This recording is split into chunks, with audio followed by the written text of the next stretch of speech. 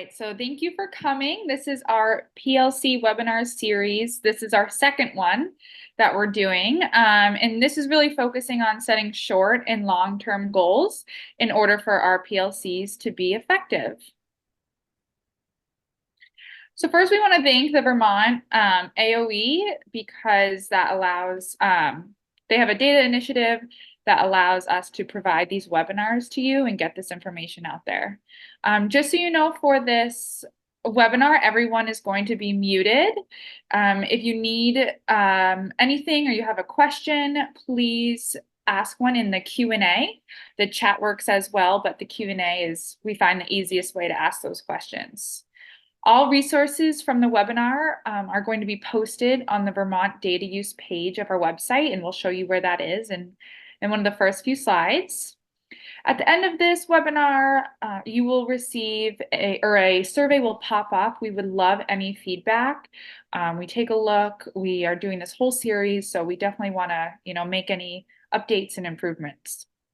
And lastly, at the end of that survey, there's going to be a link to your PD certificate for attending this webinar.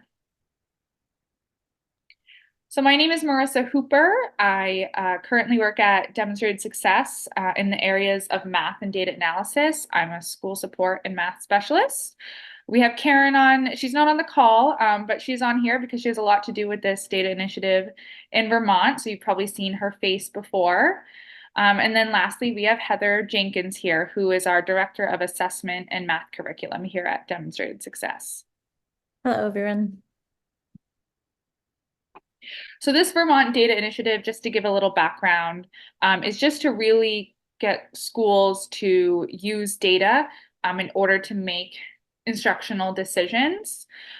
So they've had this contract with Vermont for the 2023-2024 school year. So if you ever want to know more, you can definitely, right here at the bottom is a link to the Vermont data use page of our website if you want to learn about more opportunities or any resources from webinars and workshops. We have all that information right on here for you. We also have our information at the end of the slide deck in case you want to reach out and get some support for your school.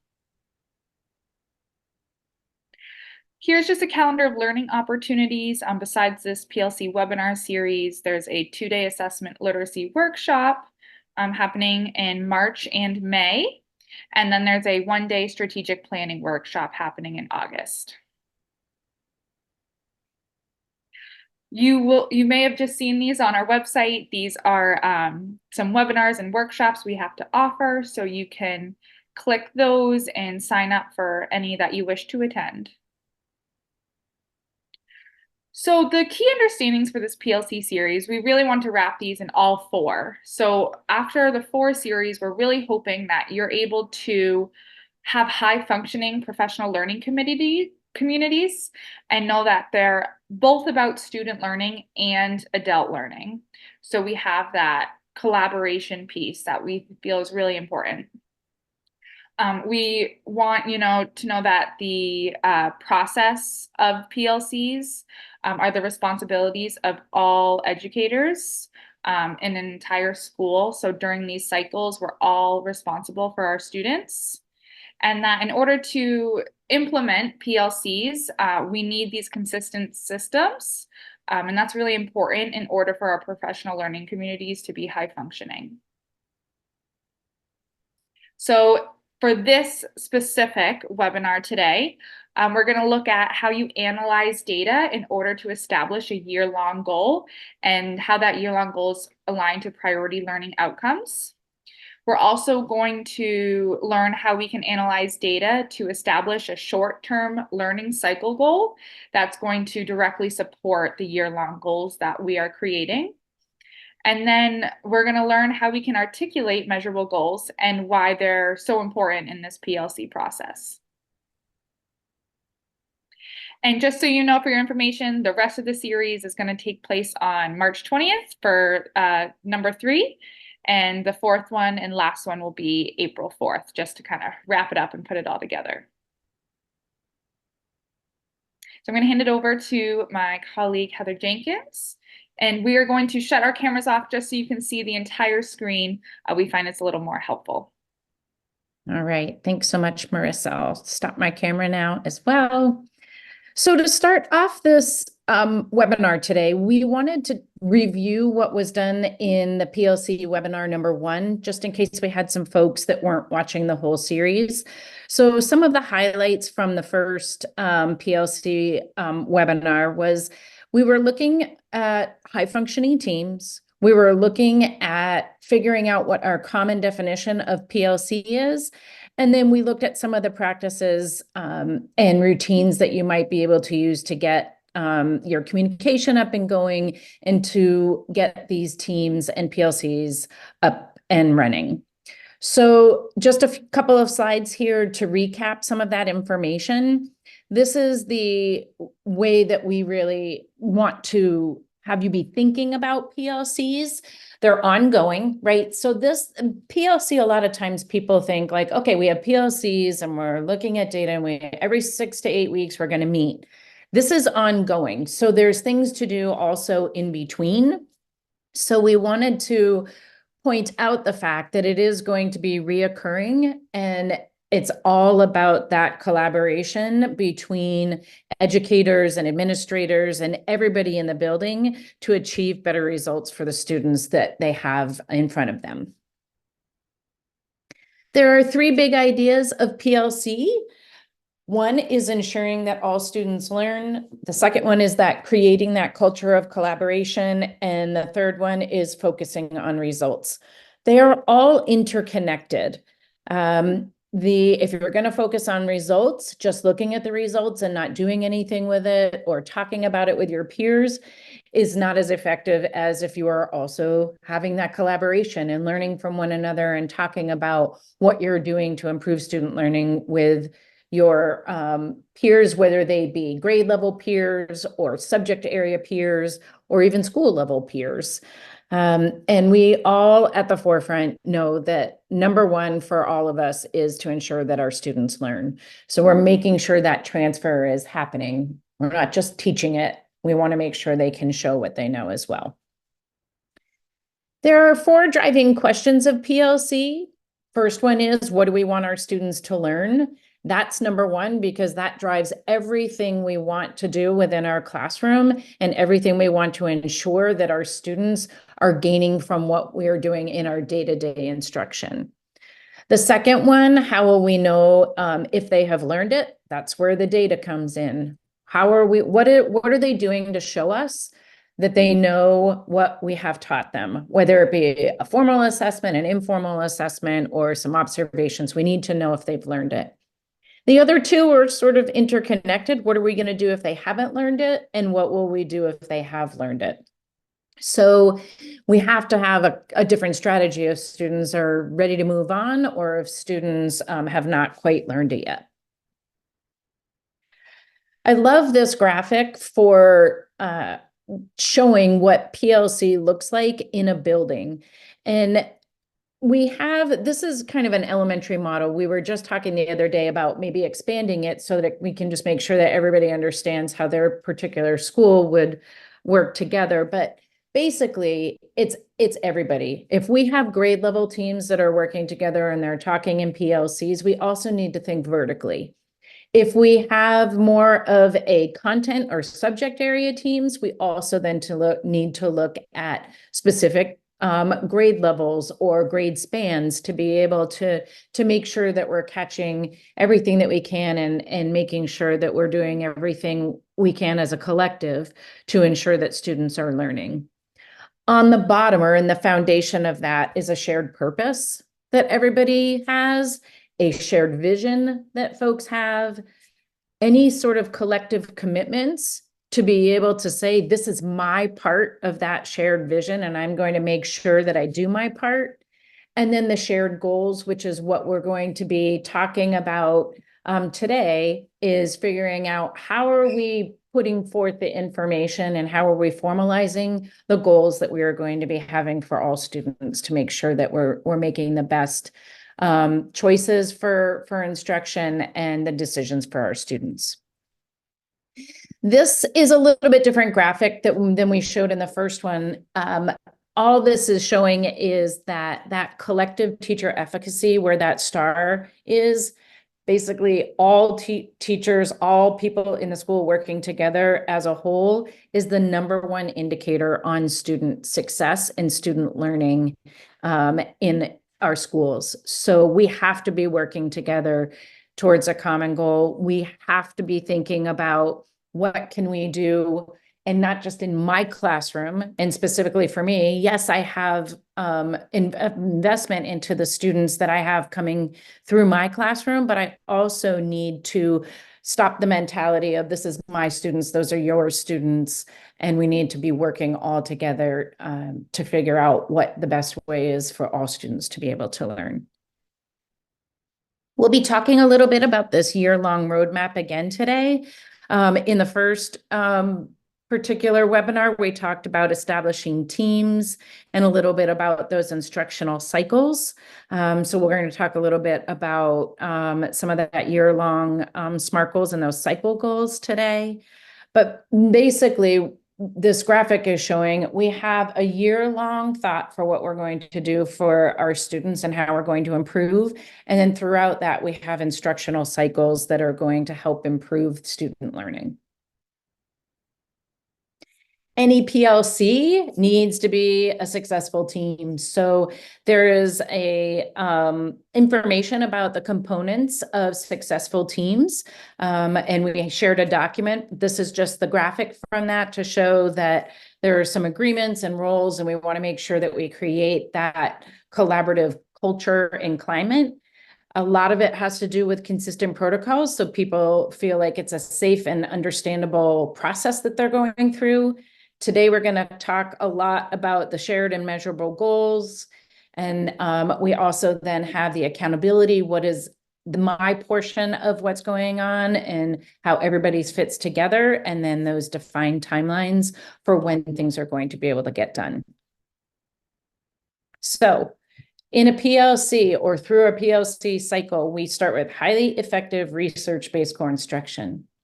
We're going to figure out which students are succeeding or not succeeding in that core program.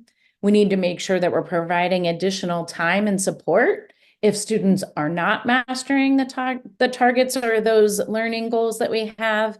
And we're going to extend for those students who maybe have, if they are part of a small number of students who have understood a topic, we're going to make sure that we're meeting them where they're at and extending when necessary.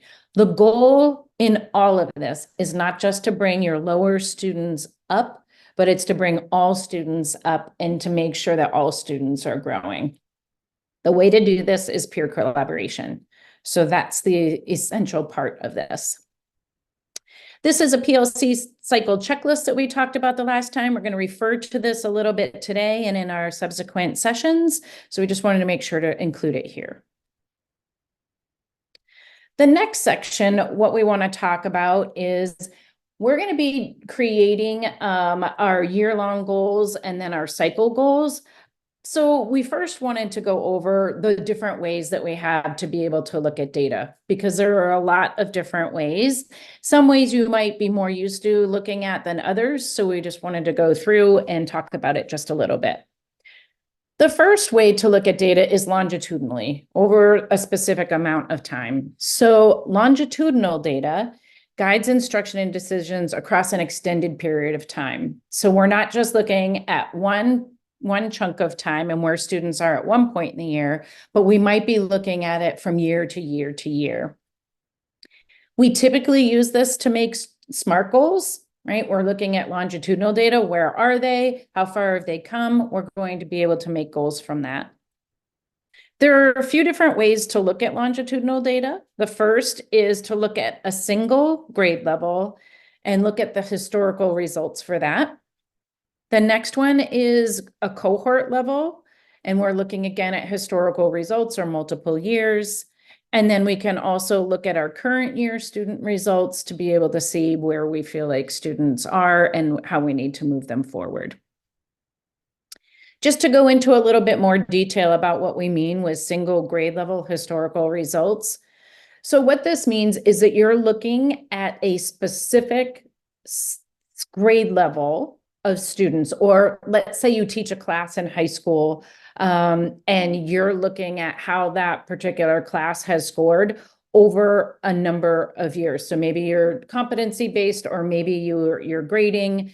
Maybe it's how they're doing on specific assessments. If you have a summative assessment for your class in a high school, or if you have, if you teach a particular grade level, maybe you're using some sort of results from a summative assessment to be able to take a look at it.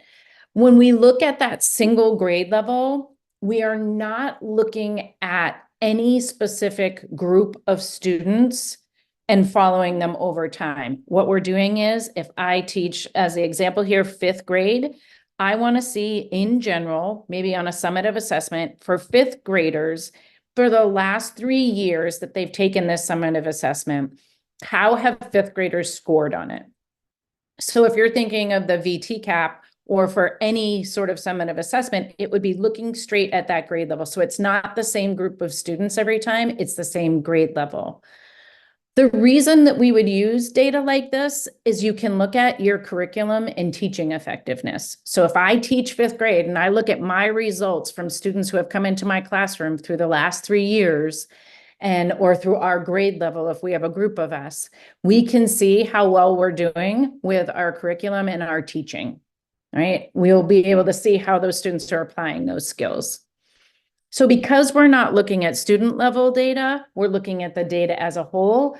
There is no, these are the low students, let's pick them out and let's try to help make gains for them. This is talking about tier 1 instruction. It's all students, regardless of who they were the last 3 years or more. This is how students are scoring. So maybe we need to be looking at this particular part of our teaching or our curriculum, because overall students are not able to apply these skills. You also use this because you can see the overall trends, and you can see where students are really strong and where your teaching is really effective, and students are able to transfer those skills. And then we can also see those areas where we might need to have that discussion with our team or with others about how can we improve this, and what are we doing now, and how can we ensure that we're making some changes to make a big difference. And then what happens when you look at that type of data and you're looking at that same assessment year after year, you're able to focus in on a group of standards or a cluster of standards possibly, that you can then make small changes to make big differences in your teaching for your tier 1 within a particular class or grade level. Different way to look at historical results is the cohort level.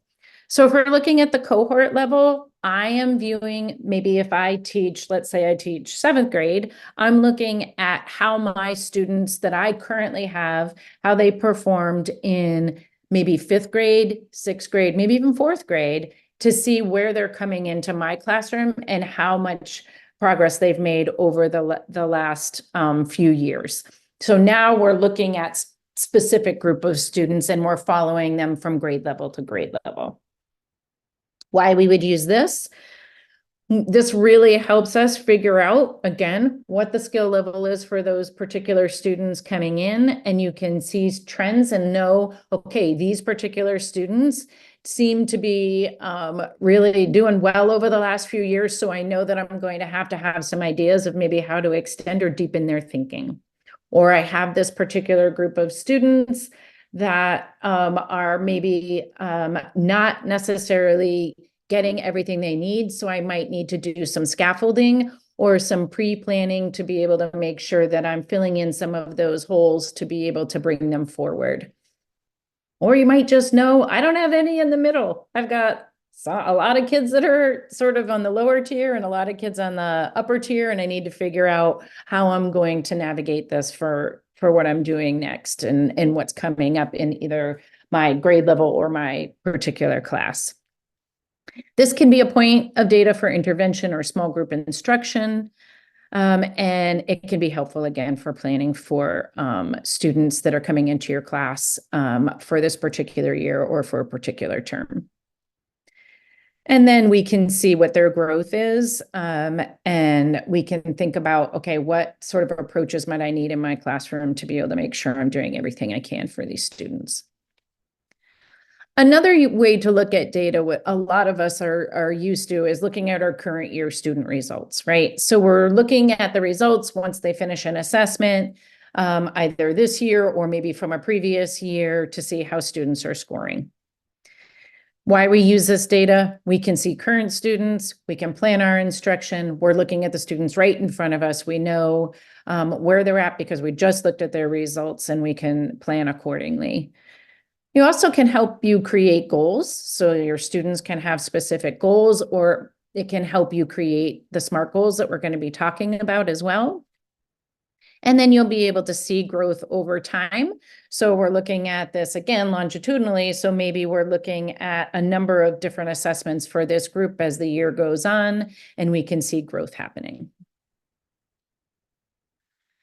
Another way to look at data is a little bit more formative. So this is that information that is guiding real-time instruction. We are not necessarily looking at it over long periods of time. It might be an assessment that we've taught something in our class, and now we want to see, just take a quick peek at how students are doing and figure out, okay, what's coming next. It can help you differentiate as well. And then ways to look at it is a whole grade level, classroom level, or intervention or group level. As we look at it as a whole grade level, we can view those assessment results and see overall where our students are. And we can include those aggregate scores or overall scores and individual scores. So we can see as a whole how our grade level is doing, and then see how each particular student is doing, if we wanted to see how maybe my particular class is doing compared to the whole. We would use this data. Again, this is helping us with our teaching effectiveness. We can figure out what currently in our curriculum we are teaching, and maybe think about, if we have a lot of students who aren't getting it, thinking about switching it up a little bit and changing our instruction a little bit. This type of data also is really helpful to have those peer-to-peer conversations with your teaching partners. So whether it be a subject level group of peers, or whether it be a grade level group of peers, this is where a lot of learning can take place about what other people are doing for teaching strategies, and how you can come together as a whole to create a larger impact. And it also helps teachers work together for differentiation. This is what I'm doing. This is what you might be able to do in your classroom too. And then again, if we're looking at formative data, we're seeing that some kids aren't getting it, we might be able to create an intervention group to be able to move those kids where they need to be, or extend their learning if needed. If we look at it in the classroom level, it's very similar to looking at it as a whole grade level. We can look at that overall as our classroom, how they're doing, and then how our individual students are doing. We could use this data as well for the same reason as a whole grade level, for that teaching or curriculum effectiveness. Helps you differentiate, and it helps teachers create intervention groups. The one thing that it doesn't do is help create that peer-to-peer learning and conversation. But even if you're looking at it at a classroom level, and each of you come together and talk about how your classrooms are doing, that can also happen with it as well. We can look at this data either with an intervention or a small group that we're working with. So we can see any sort of progress monitoring. Formative data is the way that we're going to figure out whether what we're doing in an intervention or in a small group setting is working. So we want to make sure to be doing that. And also within our classroom, even if it's not a small group, we can do those formative assessments to kind of get those quick data points to be able to see how they're doing. We're going to use it for intervention or group level data to see how well we're doing for that group. We're going to be making sure and checking that data to make sure we're meeting our students' goals. And then we can help assess our intervention groups. All of us have created some sort of groupings in our classroom, and then we realize if we're formatively assessing that some students actually do have it, and they might be able to move out of that group and into a different group, or other students might need to come in because we realize, okay, they had it, but I don't think that they're really secure with it, so they're going to come into this group. So it helps with that. It is a huge guiding point for any sort of multi-tiered systems of support. I know you're working hard on this initiative in Vermont. So this would be, this type of formative data is something that's really going to be able to help you plan for that. So a few things that the data should be: it needs to be valid and it needs to be reliable. So many times we look at data and we realize as we're looking at it that maybe it's not telling us exactly what we want. So for data to be valid, we want to make sure that the information is accurate and reliable and relevant for its intended purpose. We also want to make sure that we can make meaningful connections and get meaningful information from the data that's in front of us. So we want to make sure that the scoring on that is consistent. We want to make sure that it is actually in line with what our teaching targets are. We want to make sure that it's free from any sort of bias or any sort of errors in us being able to score it. And then we want to make sure that we're adhering to those, again, those standards or any sort of protocols that we are trying to use. And then we want to make sure that we can make decisions from it. If it's data that's not really helping inform our instruction or make decisions about what we're doing, then we need to reevaluate whether that's a piece of or a type of even a small assessment for students to be having if it's not going to be used in any way.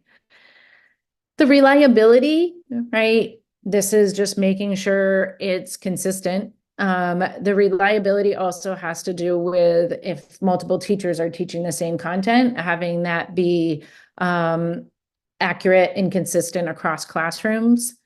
We want to make sure that it is helping us draw specific conclusions, and so that it is refined enough and broken down enough for us to make some of those decisions.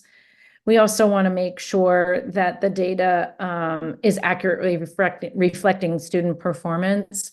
There's a lot of assessments out there that I know Marissa and I look at data all day long ourselves and with schools, and there's a lot of questions sometimes about the reliability and what actual student performance is. So you want to make those, make sure that you're looking at the reliability and understanding how it is reflecting that student performance.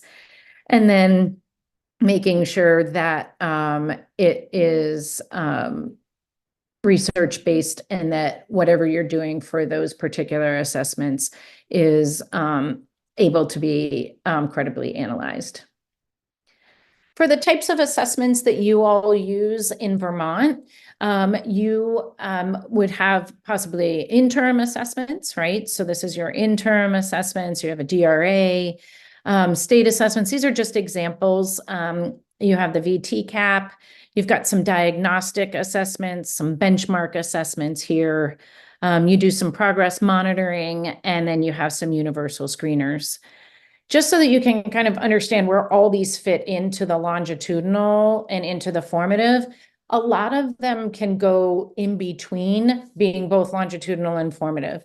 Your state assessment is tends to be something that is a little bit more longitudinal, and you can look at it over year after year, but you can also look at it as this is how my students scored at the end of last year and how they will be coming in this year. So a lot of these things can really serve a couple of different purposes.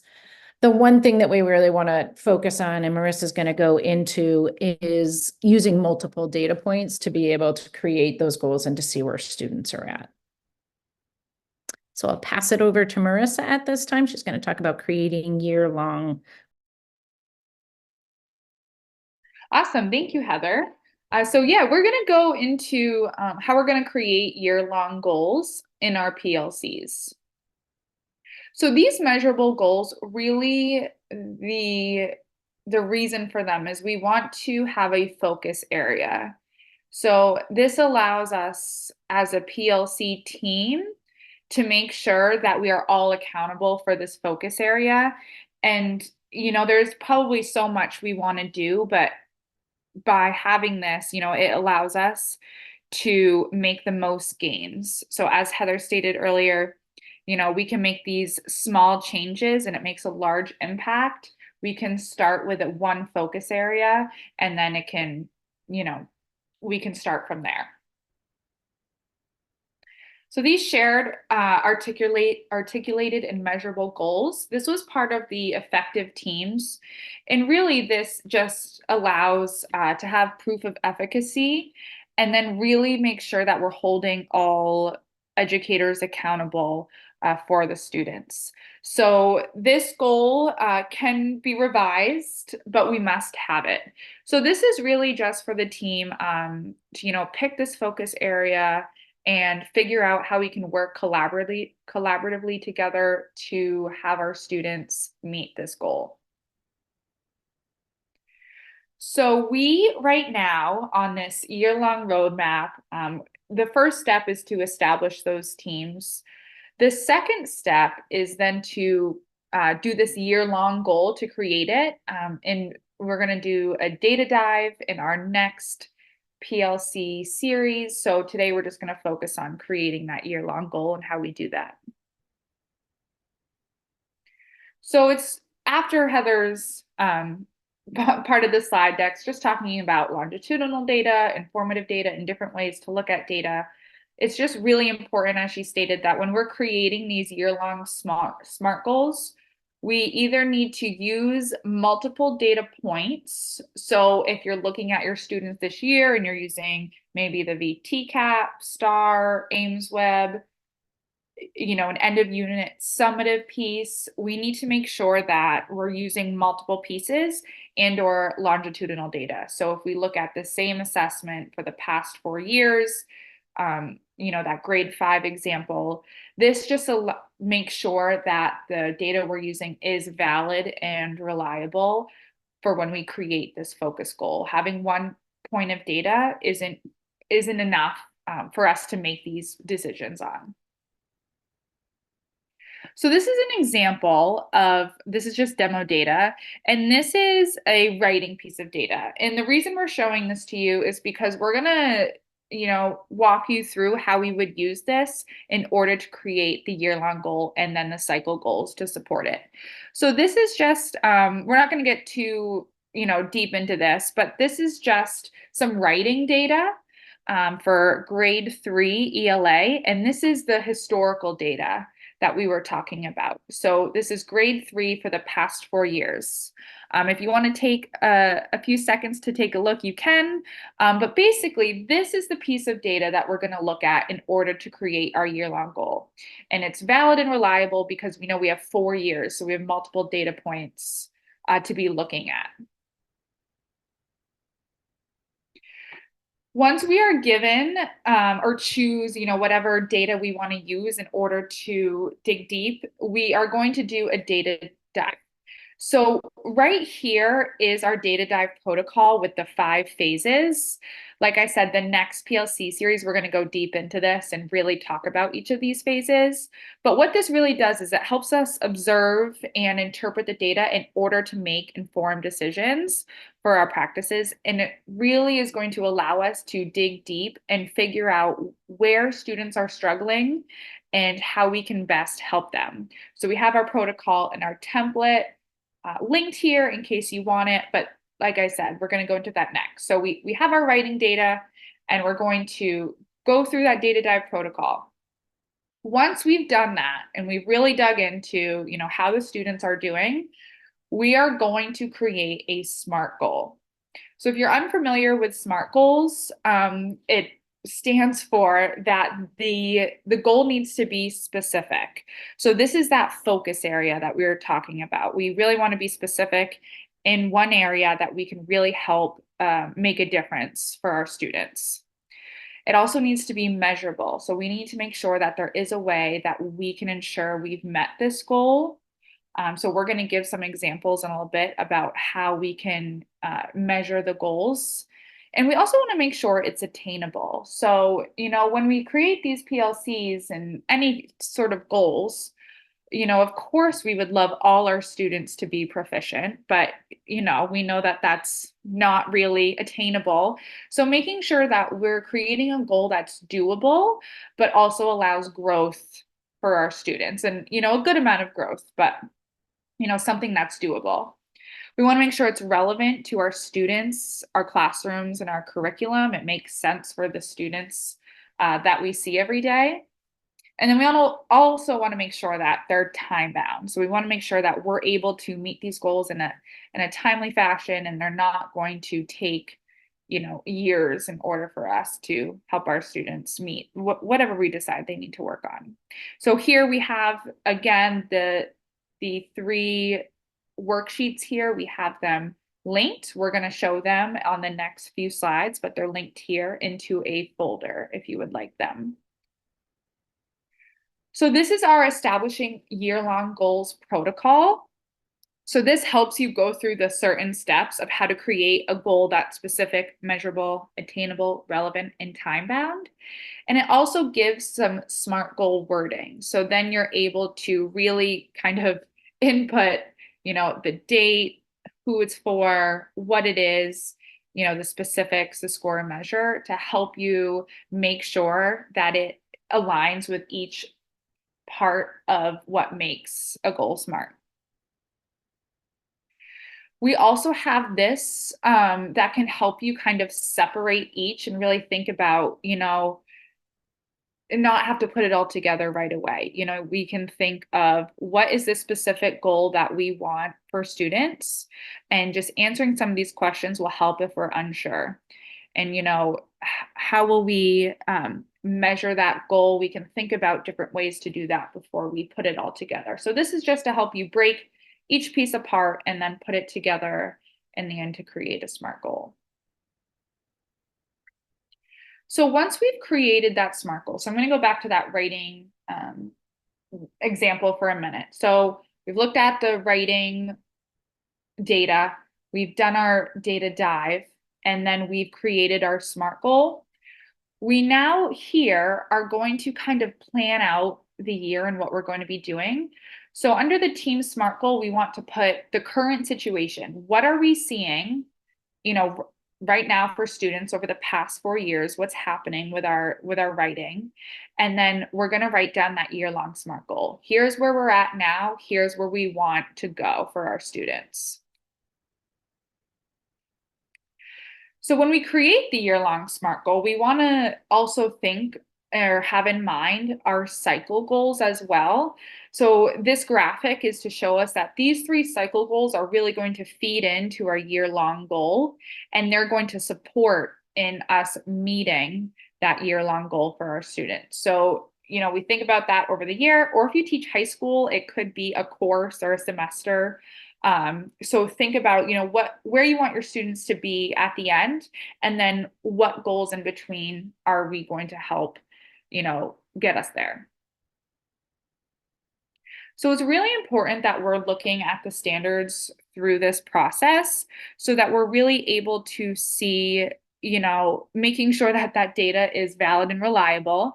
It's assessing what we want it to assess, and then we're able to interpret that data and what it's telling us about what the students need to know and be able to do. So having those standards with us is really important to make sure we look at. And we're going to go into some more detail in just a little bit. So if I had that year-long, that writing data, I just say I did that data dive and looking at the current situation, I know that students need to work on evidence and elaboration. So there was 2 writing pieces there. There was an opinion writing piece, and then there was an informative explanatory writing piece. So we don't want to pick something that's either opinion or informative and explanatory, because then that limits, what we can do for the year. If we pick something like evidence and elaboration, then we can work on that regardless of the writing that we're working on in our classroom. So, we decided that we want to work on evidence and elaboration for our year-long goal. That's our topic area. So I've looked at that, I've looked into the standards. What does evidence and elaboration, what do the students need to do? So I've now figured out that I know when I want students to meet this goal, who they are, what specifically I want them to do, how I'm going to measure it, and then on what assessment will that be measured. So we have an example for that. So we can say by June 2024, grade 3 students will be able to show increased ability in providing appropriate evidence in writing, as demonstrated by 50% of students scoring 3 points or higher on evidence and elaboration on the VT-CAP summative assessment. So what this is that specific piece is that what? The measurable piece is the score or measure.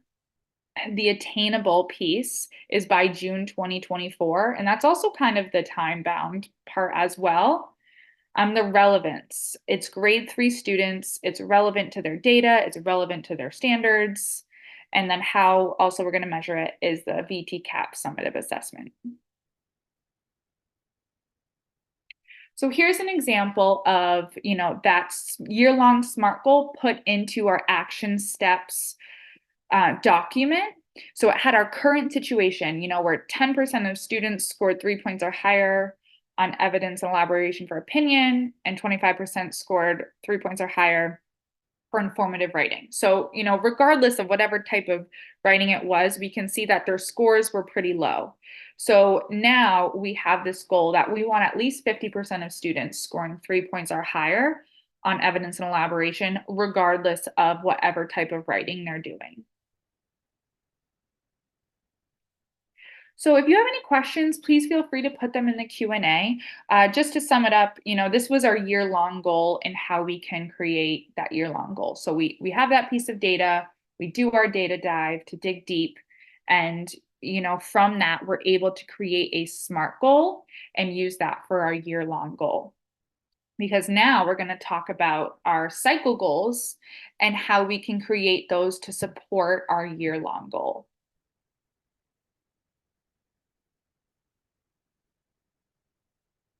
So after we've done this year-long goal, we did our data dive, we're now going to look at cycle goals and how to create a SMART goal out of those as well. So just to recap, this is our current situation of where students are and our year-long SMART goal of where we want them to be. That we want them to, provide evidence and elaboration for any piece of writing that we're doing. And we'll eventually be able to know if they've met that goal based on the VT-CAP summative assessment.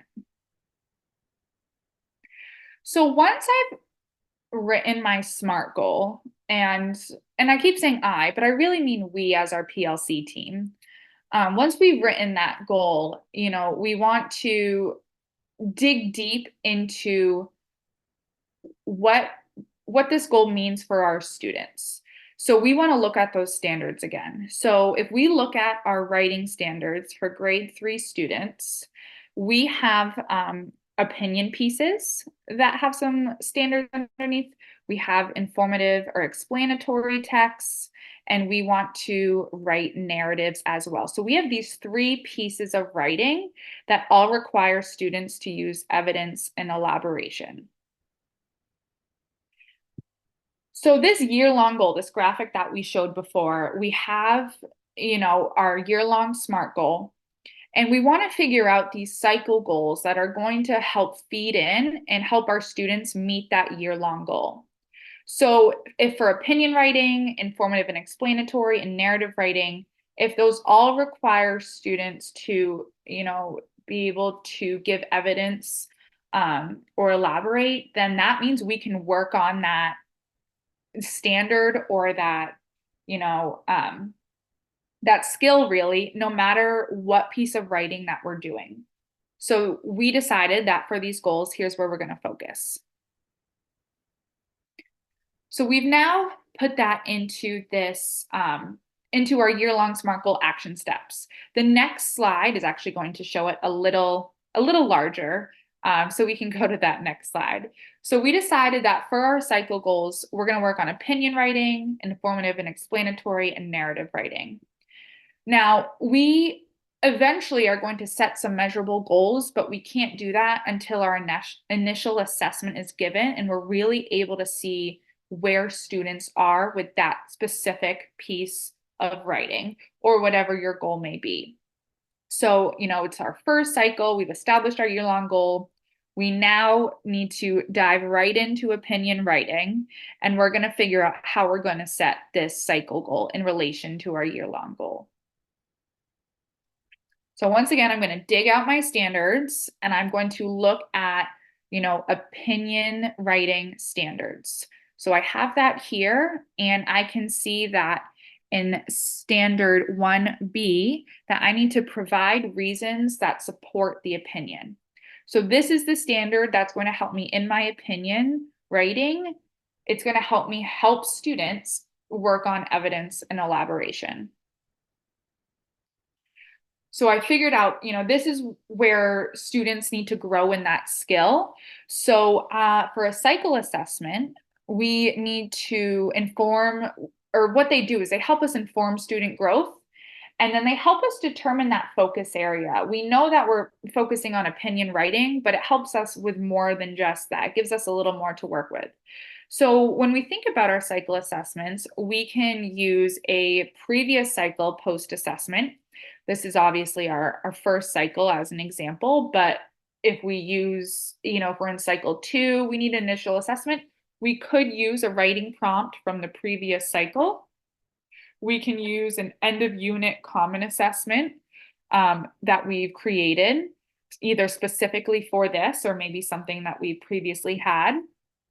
Or depending on the skill or standard, we can use a progress monitoring tool. Some of those really help you focus or give you, valid and reliable data on specific standards. So we can use those as well to determine where our students are at currently. So whatever you decide for this initial assessment, we're going to give it. And then once you have that data, we want to do a data dive again. And this can be reworked a little bit. Again, we're going to go into that in our next series. But we want to dive into that initial assessment data and really dig in, pull that data apart to figure out where our students are at currently. That's going to help us determine where we're going. So we're going to go through this data dive. Again, we have linked the protocol and the template in order for us to really focus on phase 4, which is consider implications for practice. What are we going to do in our classrooms and in our teaching to help students meet these goals and grow in these skills?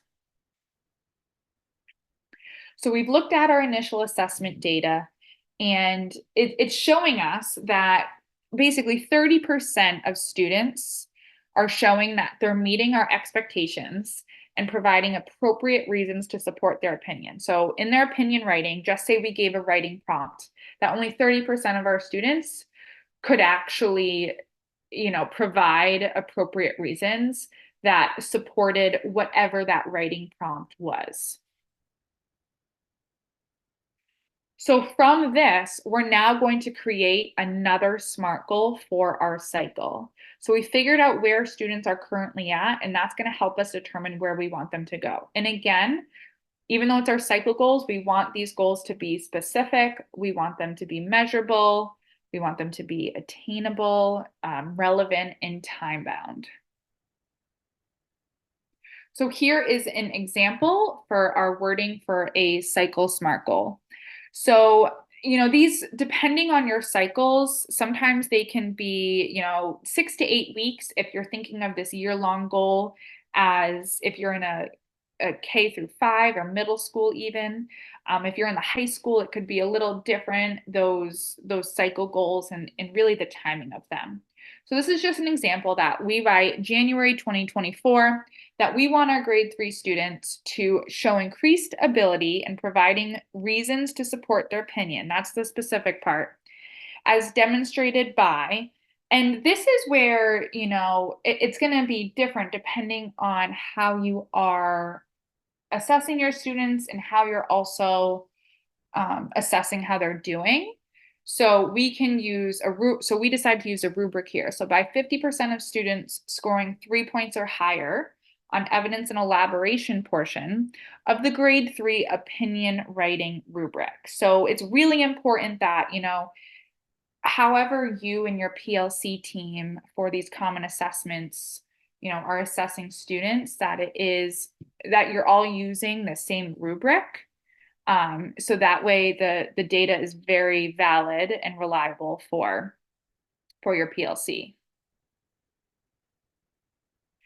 So now you can see that in our year-long action steps that we're able to kind of change our cycle goal. It went from opinion writing to now the very specific part of our SMART goal to put in here, because we are then going to create an action plan on how we're going to have our students meet this goal and the time frame. So we don't have to set goals 2 or 3 yet until we get to that cycle. We just want to have an idea of how we're going to plan out the year and what we're going to do in these cycles to have our students meet our year-long goal.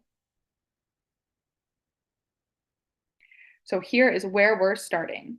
So we have done this initial assessment and data analysis phase, just to kind of walk through what we've been doing. For this initial assessment and data analysis phase, we chose an initial assessment that helps us determine where our students are at currently. We assessed our students, and then we made sure we collected that data and we analyzed it using our data-driven dialogue protocol in order to figure out, where we need students to be. We do have an unpacking standards protocol. If you ever need help kind of digging more into the standards, that's part of our PLC binder that can help you really figure out the difference between what students need to know, what they need to understand, and what they need to be able to do, and how we can relate them to our learning targets or student learning objectives, whatever you use in your classroom. We determined that goal for the cycle, and we made sure that they all, fit in and were relevant to that year-long SMART goal and how we're going to get students there at the end of the year. And then, we're going to plan for when and how to collect formative data throughout this instructional phase. So when we're meeting with our teams, what formative assessments are we going to give along the way to ensure that students are making growth in this skill that we are helping them with. Since, we've done all this, we wonder what the next step is, and that's this instructional phase. So we have a planner that we're going to go through. I believe it's in our last PLC series. We're really going to focus on, our tier 1 instruction, what we're going to do in tier 1 to really help students meet these goals. And then also, if we have MTSS or an intervention time, how are we going to help students in those times meet this goal as well? And we also want to make sure that we continue, as Heather stated in that first part, continued highly effective core instruction. That's a research base. We're really targeting that tier 1, and then what extra supports can we put in place? I just want to put up there, there was a question, a really good question about if our example today was focused on writing, clearly. And one of the things that we said we found in our writing was the students who, we only had a certain number of students who were scoring a level 3 or higher. And the sort of comment or question was would a writing calibration exercise happen before the goal setting? And that is absolutely 100% yes. That is part of some of the work that we do. Now, it might not be necessarily before you do that initial assessment, but it is something that is part of those collaborative meetings within your PLCs. So writing calibration is something that is crucial to being able to make sure that your data is reliable. Specifically, having data and looking at student work that is de-identified and you don't know who's who or which students are which, it will help you make sure that you're looking at that data in the most effective way possible. So that was a great question. The other thing that I just want to point out as well is, as Marissa was going through, we talked about creating that year-long goal. And one of the pitfalls I found, like whether it's an SLO, like a student learning objective, or a year-long SMART goal in any way that you have, some schools already require them, is in the past, I've done that. Marissa and I have talked about this. And it is a lot of times people create them and they don't ever look at them again until the middle of the year, maybe when they do some sort of assessment, like a STAR or a NEWAR or something like that. And they say, oh, okay, maybe they're making progress, and you just sort of hope for the best by the end of the year that they're going to make the gains that you would like, but you're not changing any of that instruction.